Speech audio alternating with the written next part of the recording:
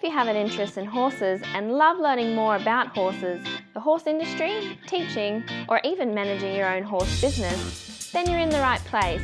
We would love you to join us on our mission, which is to improve the lives of horses around the world through the education of riders, handlers, and trainers. So get comfortable, listen in, and enjoy.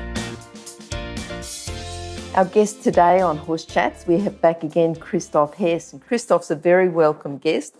His first chat was 702. And if you don't know Christoph or don't know him very well, even if you do know him well and you've been to judges' clinics and rider clinics and everything else, I would encourage you to go back and listen to that first chat that we had, 721. I think, quite good, quite enlightening, and just a little bit of background about Christoph that doesn't normally come out.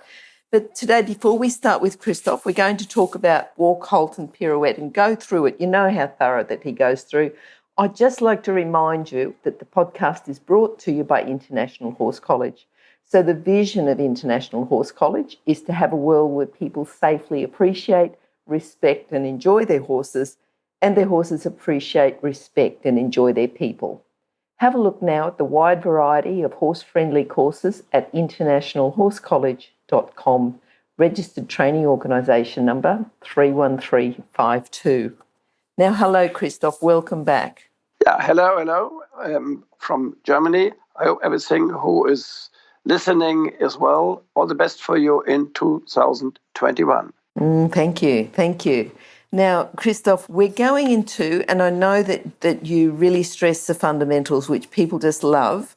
We're talking about the walk, the halt and the pirouette. And we'll start off with the walk, but it's not just, it's not just the walk. I mean, some of these movements that we talk about, we could almost say, well, a horse isn't broken in before they can do walk and halt and a little bit of sort of moving around. But we want to talk about the quality and the fundamentals. So if we just talk about the walk, now say I'm an alien, I've come from outer space, or I'm not really sure what the walk is. If you were going to talk about the walk or a quality walk, what we're really looking for in the walk, how would we describe this movement? Yeah, first of all, the walk is one of the three gaits which we have: walk, trot, canter. When we look from the classical point of view, when we look from the FEI movements, then walk is one of these three gaits. That's the first sentence I want to say. The second thing is the walk is very much, and now I'm looking, before I'm describing the walk, looking very much from the riders and from the trainers, coaches' point of view. The walk is very much the mirror of good or bad riding.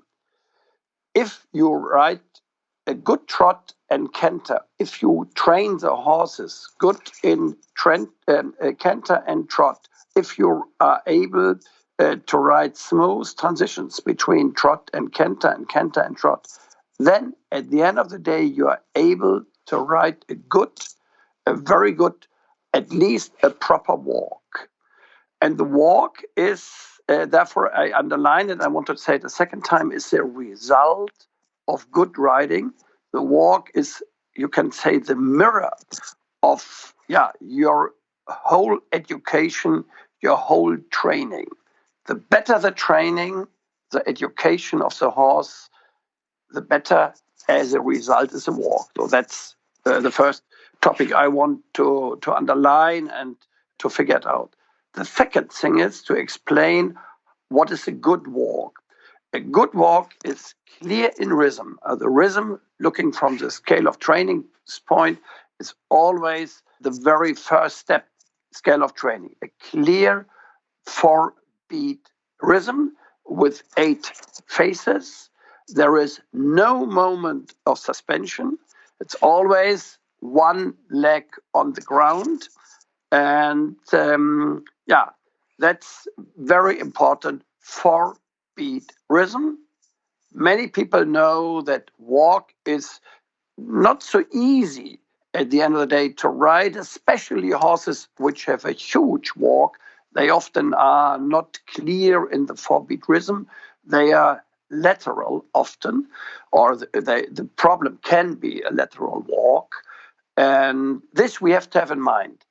So I will figure out a clear 4-beat rhythm That's important. Then the next thing, which is important when you ride a walk, is, or when you watch a walk, or when you judge a walk, when you train to get a better walk, we need activity. The walk needs a good activity, not impulsion. In trot and canter, we have impulsion. Why? In trot and canter, we have a moment of suspension. And I just said in the walk, we have no moment of suspension. Therefore, we don't have impulsion, but we have activity.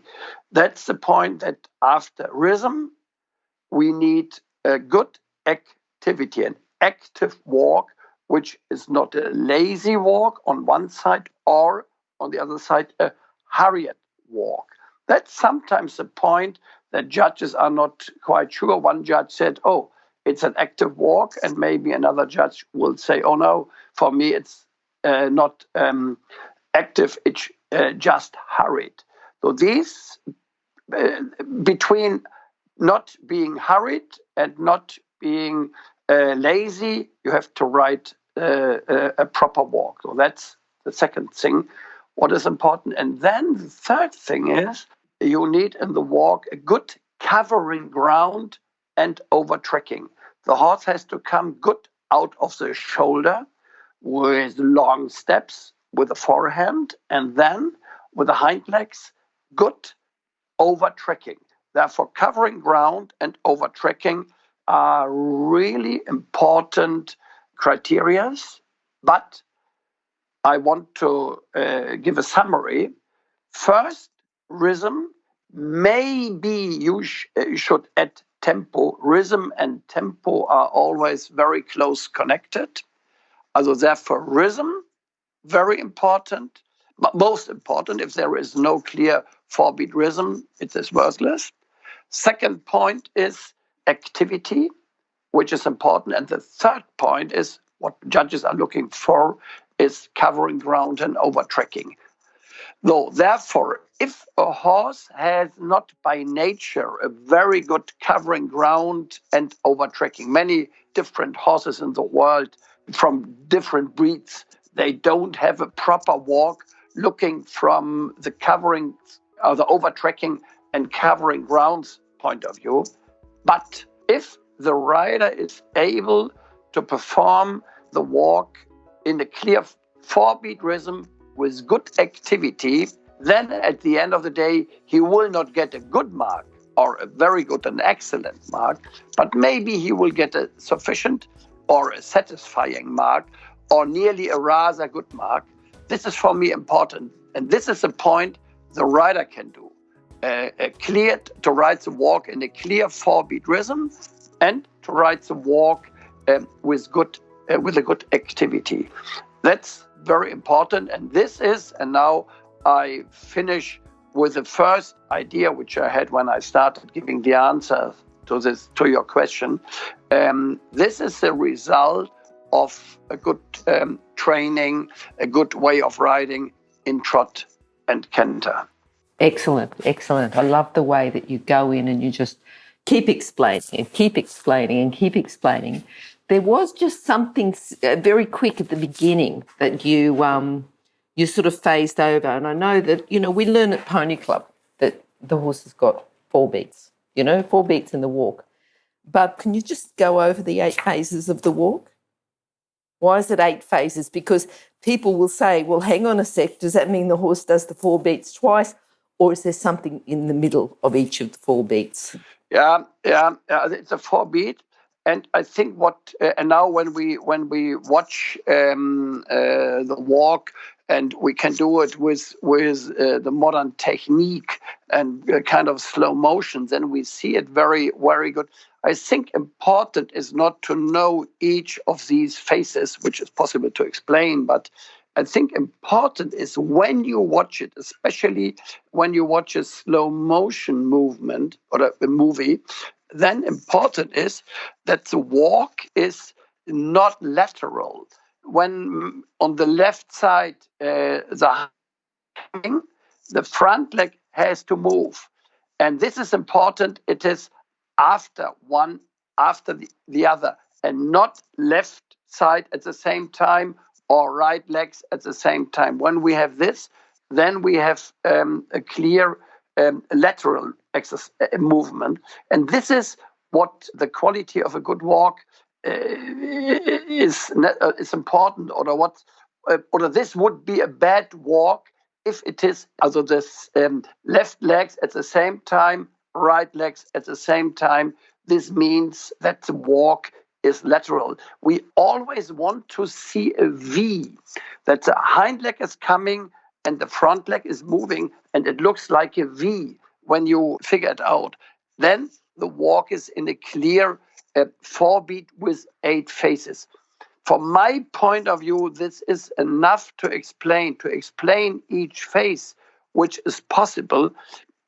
I don't think that helps a lot. We have it in the Principles of Riding and many other books. We can watch these small pictures, but I don't think that when you train a horse, looking from the saddle's point of view, or when you train a horse from the ground, that is necessary to know in detail. You have always only to look how are the hind and front leg coming together. Is this in the clear rhythm or is it not in the good rhythm? This is what I think is important. Now, I know that you said that it's a mirror. It's a mirror of a good rider. So if we're training the walk, we really should make sure that all our other paces are good, our transitions into and out of the other paces, and probably transitions within the paces. Is there a special way that we can say we need to train the walk? You know, how can we improve the walk within training? Is it just that we do everything else and the walk will improve itself, or do we work on improving the walk? Yeah, that's a very good question. Thanks a lot. I hope I will not be unpolite and will give you a frustration when I say this is maybe a very strict sentence, and I will explain it in a second later. I would say the better the walk should be, the more you should ride proper transitions between trot and canter and trot.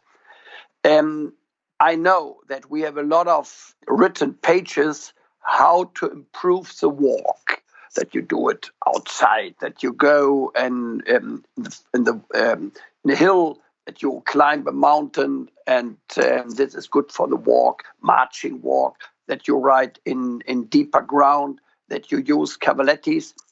Everything is good. Everything helps to develop the walk. But my experience is the best chance to get a good walk is to ride proper canter and trot. And important is, and this is the point, that the horse is truly in front of your driving aids and that you are able to ride the transition from a higher gait, from canter to trot, without using the reins, but having the horse really in front of your driving aids, that you have the feeling I canter into the trot. And the other way around, coming from trot to canter, you should do it, giving both reins, and the horse is so much in front of you that you are able to come into the canter without tension, without being crooked, without being against the driving aids. This is the point from my point of important. And when you have exactly this feeling, then you trot into the other, you ride maybe canter, then a smooth transition without using the reins, and with driving aids, you canter into the trot, you start the trot, and then you ride a transition from trot to walk. In a similar way, you use driving aids, and if the horse is trained a little bit on a higher level, then you do it in a way that you give a little bit the feeling of shoulder in, or in the beginning of leg yielding in the transition. Therefore, you use very much your inside leg, and without using the reins, you trot into the walk, you start the walk, and in the moment the horse is in the transition or starts the transition, you give a longer rein, not a loose rein, but a longer rein, so that you have a contact between your hand via reins to the horse's bit, horse's mouth, but with a steady but very, very soft contact with a longer rein. This is what you have to do while using the driving aids. That's the point to develop the walk. And then it's important to use your driving aids. The left hind, your left leg, calf, when the left hind leg of the horse is in the moment to push from the ground, and your right leg or calf when the right hind leg of the horse is just pushing from the ground.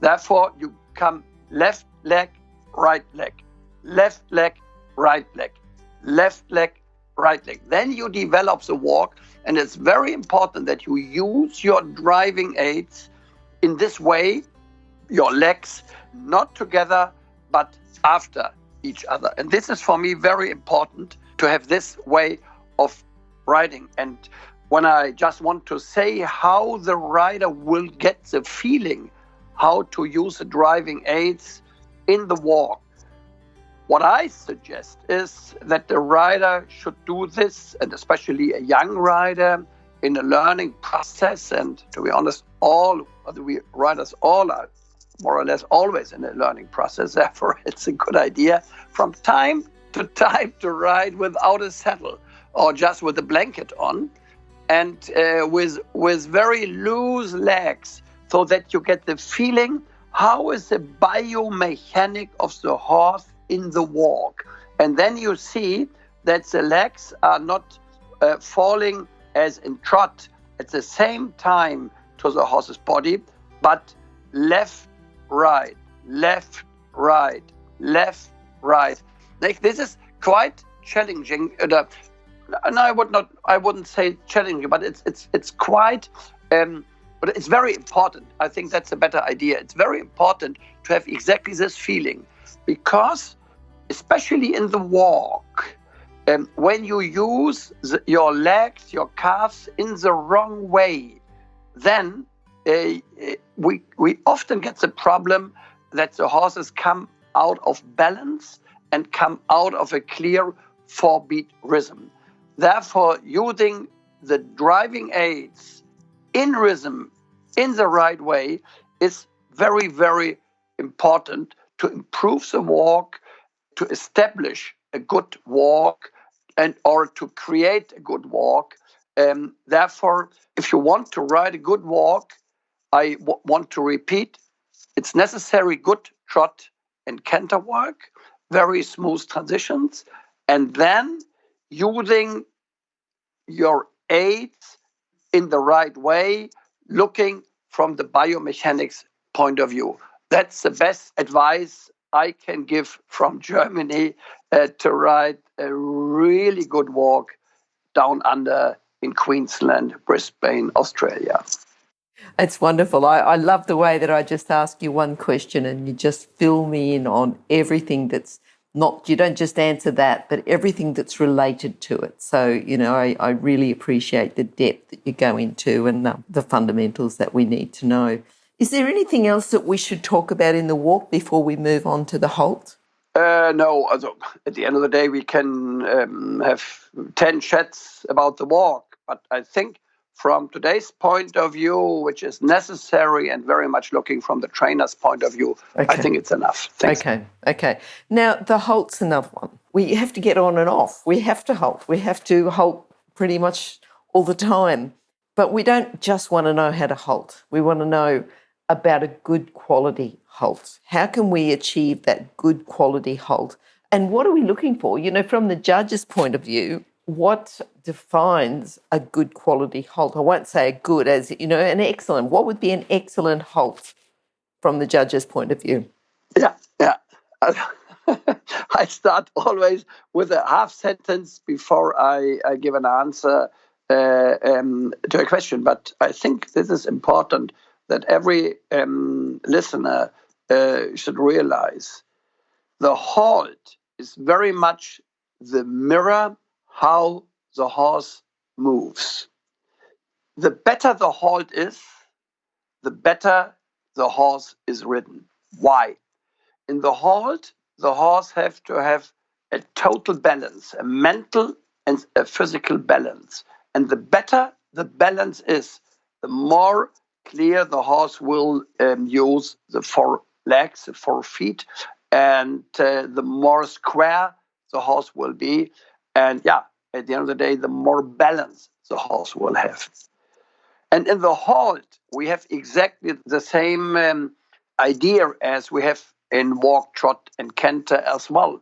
In the halt, you have to ride your horse. It's not stopping the horse. No, it is riding into the halt. You come from walk to halt, you come from trot to halt, you come from canter to halt. Always you have to start the halt. And in the halt, the horse has to be in front of the rider, in front of the rider's driving aids. This sounds stupid, but this is the secret of a good halt. Just stopping the horse with the hands never ever will be a good halt at the result. You have to start the halt, and during the halt, the horse has to stay the whole time in front of your driving aids. Why? Because when you want to start again, you just come a little bit with your leg, you just give with your seat your driving aids, and then the horse will start immediately, if everything was done properly.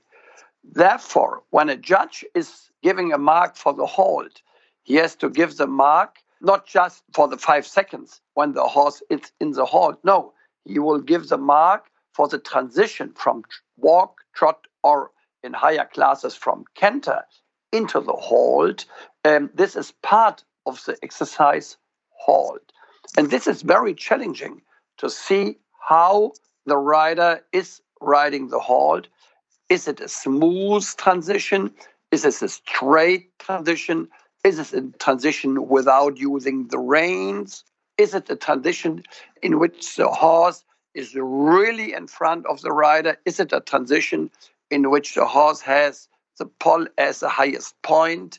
Is the nose line a little bit in front? These are the criteria which the judges are looking for, and then they give a mark just for the halt. And in the international eventing classes, which I judge, at the end of the day, thousands of times, we have always a special mark for the halt and a new mark for Rein-Back, which I think is a good idea in proper dressage classes. We always have halt and Rein-Back together. But in the eventing dressage test, we have always a special mark, which is, from my point of view, a very, very good idea, because therefore the eventing riders, they have always to watch very carefully to ride or train, not watch, but train very carefully the transitions into the halt, because they know we get a special mark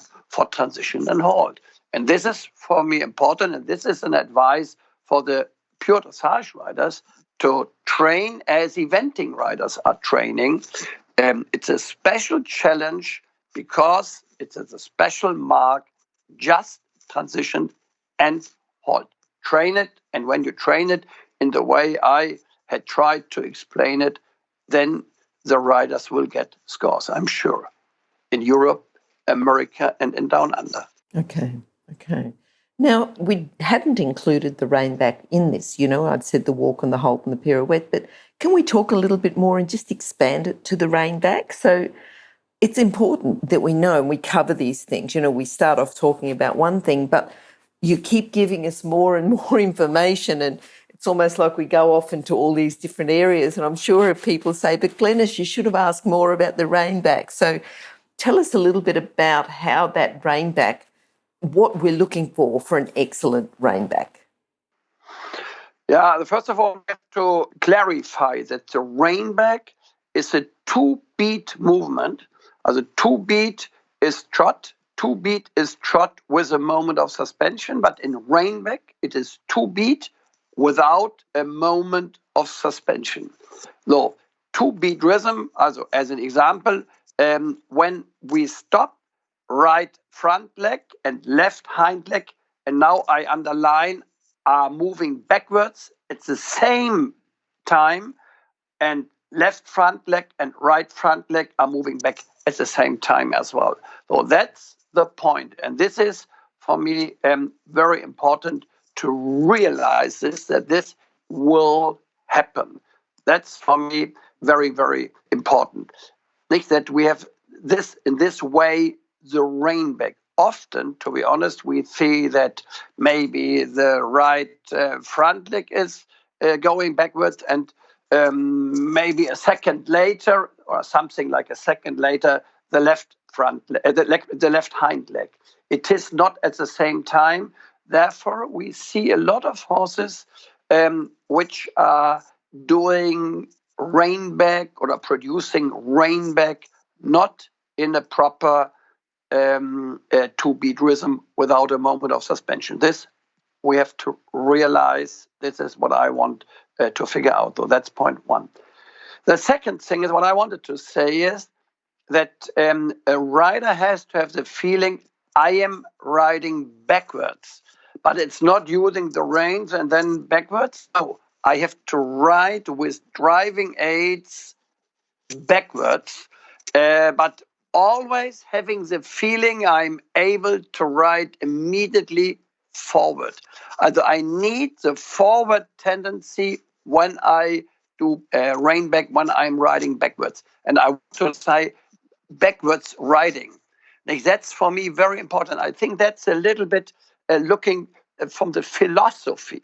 And this is what a rider has to realize. The more he thinks, ReinBack, ReinBack, ReinBack, the more he, especially when it's a young and not so very experienced rider, the more these riders, the not so experienced riders, are using the reins. And the more you are using the reins in this situation, the more resistance you will get. The more you are working against the nature of the horse, the more you are working against the horse is a flight animal, and the more you are working against the instinct of the horse, the flight instinct. And this is, for me, very important, that the rider is realizing this. And when he is really, or she is realizing this, then the rider will realize, it's better not to touch the reins in the strong way as I did it before. So therefore, ReinBack, very careful. It's backwards riding with forward tendency. And it's a clear 2-beat rhythm if you do it in the right way, but without a moment of suspension. And for me, it is a mirror as well. When I did say in the beginning of today's podcast session, the walk is a mirror of a good trot and canter work, I said the halt is a mirror of the whole process. If you see a good horse, then you can say this is a well-trained horse without having seen the horse in trot and canter and in walk before. And ReinBack is similar. The more smooth the horse is reacting to the rider's aids, the better the horse is trained. And horses which are lovely trained will present a lovely ReinBack. But a horse which is ridden with strong hands, a rider who is riding all transitions more with his hands and less with his driving aids, and a rider who wants to ride a transition maybe from canter to trot with the feeling I stop the canter and not with the feeling I'm starting the trot, these kind of riders never will get a smooth trot in harmony between horse and rider. They always get the ReinBack with an open mouth, with a strong rein, with a pull which is not soft, with a stiff back, not in rhythm the walk, with stiff front and especially stiff hind legs. So therefore, this looks, to be honest, ugly. That's a terrible movement, and the judges in this situation will give marks which are lower than satisfying or sufficient, maybe a 4 or a 3 or a 2. And the better the training is, the more easy the horse is in rein-back. And my advice is, don't train rein-back too often. The more you train it, the more you will get resistance. But if you train it in the right way, then you get, as a present, a smooth rein-back. And if you have a problem in the rein-back, train transitions, trot, canter, and so on. But don't train rein-back. And the better the transitions are in general, the better the rein-back will be after a couple of days or weeks or hours. The better the rein-back will at the end of the day. I write some notes down, Christoph, and I go to think, oh, this is a good question. This is a question that someone might ask that, that we haven't quite covered it. And I write down a question and then you go and give the answer anyway. So, as I said, I love the answers that you give. And we had planned to do 2 or 3 movements, but I sort of snuck in the rein-back as well. So we've done the 4. But the pirouette, first of all, what is a pirouette? To explain to someone what we're looking for, but what makes it excellent? Yeah, everybody is working for an excellent result in all movements. And the pirouette, it is really difficult to get an excellent mark. Why?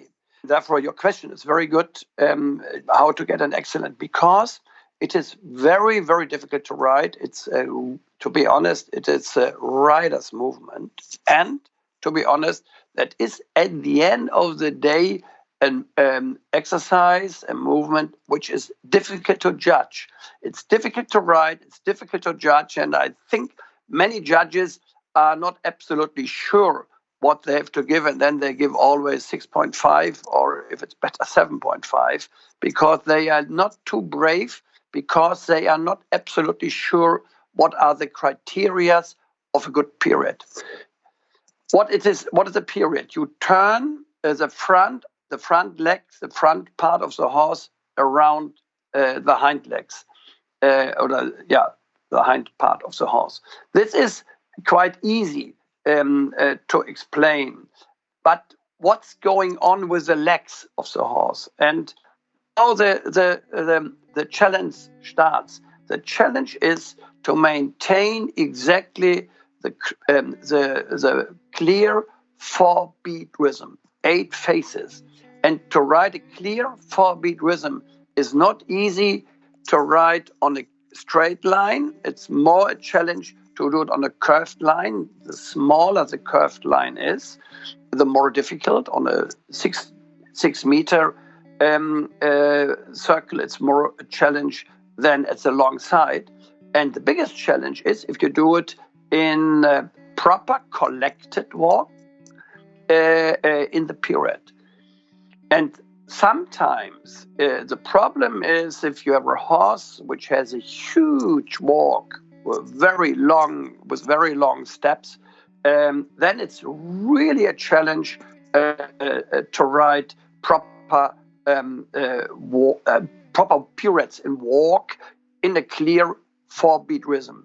And the challenge for the rider is he has or she has to use all the aids in less than a second. The rider has to use the inside leg to give activity with the inside hind leg to the horse. He has to use the outside leg so that the horse starts to turn to the inside. On the other side, he has to use his outside leg so precise and so sensitive that the horse is not crossing the hind legs, either the outside hind leg over the inside hind leg. When he's doing this, the judges would say, okay, crossing hind legs, low mark. So therefore, this needs a lot of sensitivity. And then the rider has to be very soft with the inside rein, because when he is using during the pirouette and walk the inside rein, he is at the same time stopping the inside, the activity of the inside leg. So on the other hand, he needs bending and flexion to the inside, because a bending and flexion is into the direction of the movement. That's very important as well. And to do it without using the inside rein is really a challenge for the rider. Then the outside rein has to be consistent to the mouse, but important is that the rider is able to give a little bit the outside rein, so that the horse is able to be bent and flexed to the inside. So this is a challenge, and this is for many riders a special challenge. The rider has to sit on the inside seat bone. Many riders, to be honest, they are, when you look from the back to the riders, they are not sitting on the left hand to the inside seat bone left, and to the on the right hand side to the right seat bone. And not just beginners, but rider able to train horses on Grand Prix level. They often sit the whole time to one side, which is a mistake, to be honest, a big mistake. But they don't realize it.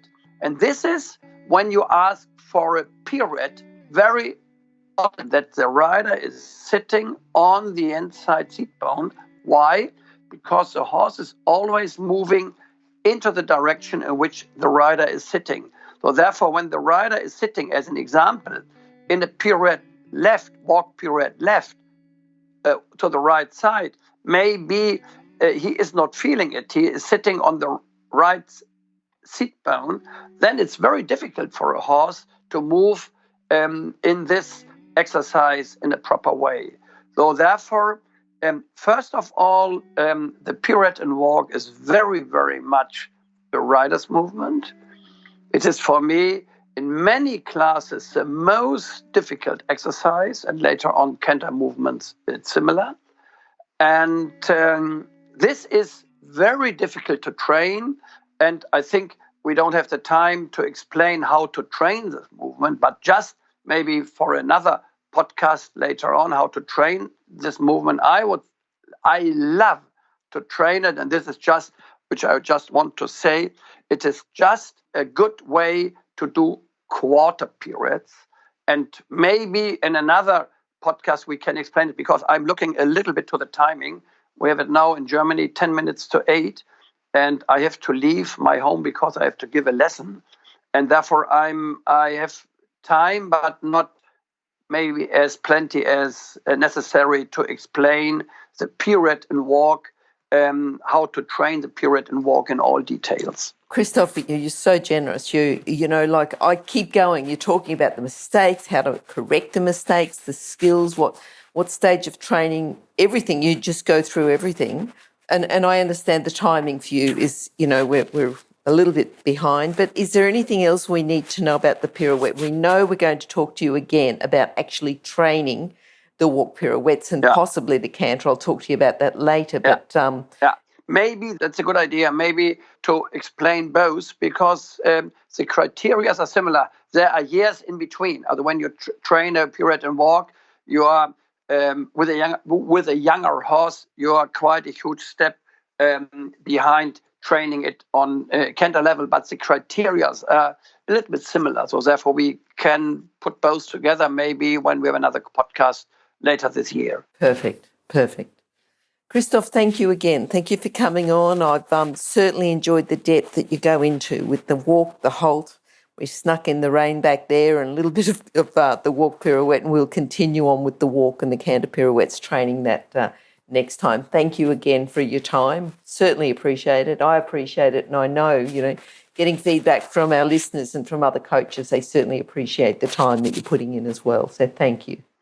I say thank you very much indeed to you. You are a person who is able to ask really brilliant questions. Oh, thank you. And it's fun for me to do it. Good. It's very early here. It's still dark in Germany, and it's still bright at yours. And when it's dark at home? It's nearly 7:00 in the evening, and it's certainly well and truly daylight now, but within the next hour or so it'll start to be dark. Yep. Oh, yeah.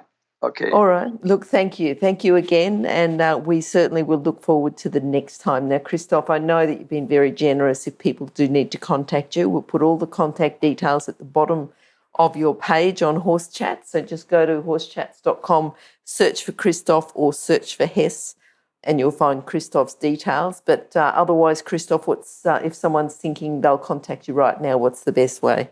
The best way to contact me is, send me an email, also Christoph Hess, at Christoph, with a PH at the end, dash Hess, HESS.info.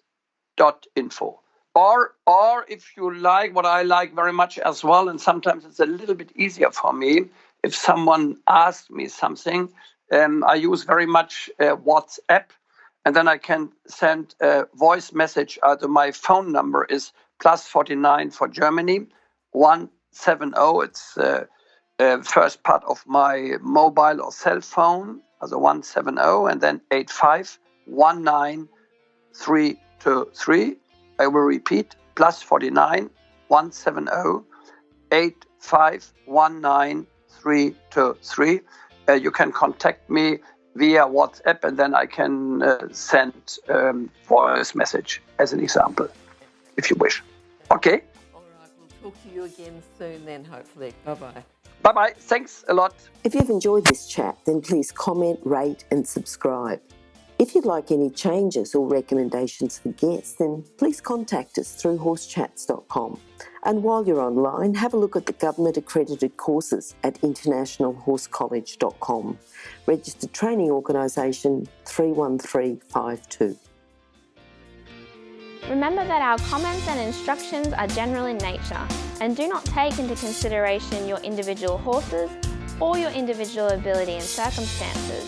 If you enjoyed this podcast, then please leave your comment below.